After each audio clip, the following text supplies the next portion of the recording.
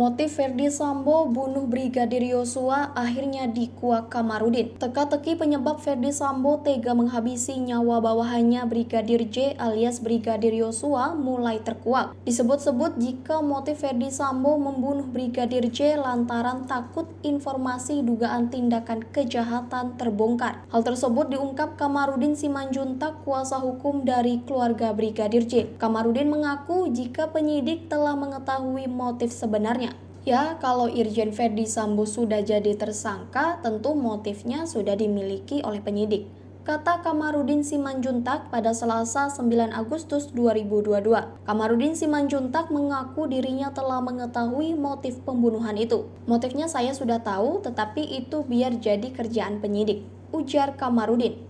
Ia mengatakan Brigadir J dibunuh karena diduga membocorkan informasi suatu kejahatan terhadap sang nyonya Putri Chandrawati. Almarhum Yosua ini orangnya baik, jadi dalam tanda petik dia membocorkan informasi tentang dugaan kejahatan. Makanya dia sempat bilang kalau sampai informasi itu naik ke atas, dia akan dibunuh, pungkas Kamarudin.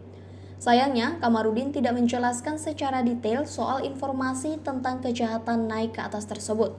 Namun ia yakin bahwa Brigadir J dibunuh bukan karena dugaan pelecehan seksual terhadap Putri.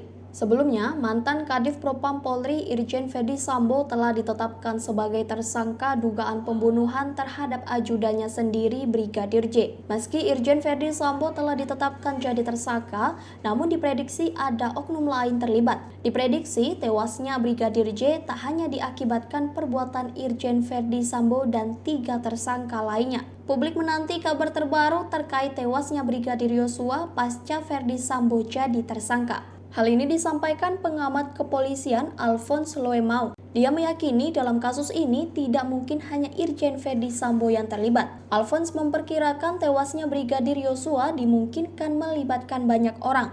Tidak mungkin kejadian ini seorang Sambo berdiri sendiri. Dia punya kaki, punya akar, punya sel kayak gurita, kata Alphonse dalam keterangannya pada Rabu 10 Agustus 2022. Seharusnya kasus ini jadi momentum Kapolri Jenderal Polisi Listio Sigit Prabowo untuk membersihkan oknum anggotanya yang mencoreng institusi.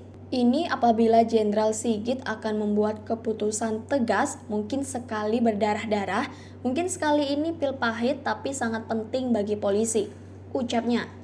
Dia menilai Polri saat ini sudah mulai profesional dalam bekerja. Sayangnya, justru menimbulkan persepsi negatif karena penanganannya terlalu bertele-tele. Sebelumnya, Menteri Koordinator Bidang Politik, Hukum, dan Keamanan atau Menko Polhukam Mahfud MD minta kasus Brigadir Yosua dituntaskan segera.